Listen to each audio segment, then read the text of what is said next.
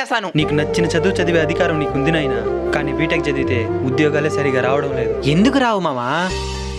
BTech పూర్తి చేసిన ప్రతి ఒక్కరికి ఉద్యోగాలు రావు మామా. ఆ బీటెక్లో ఉన్న సబ్జెక్ట్ని ప్రాక్టికల్గా బుర్రలో పెట్టుకున్నోడికి ఉద్యోగాలు వస్తాయి. సబ్జెక్ట్ని ప్రాక్టికల్గా బుర్రలోకి ఎక్కే విధంగా చెప్పే కాలేజ్ దొరకాలి కదా. ఎందుకు లేదు మామా?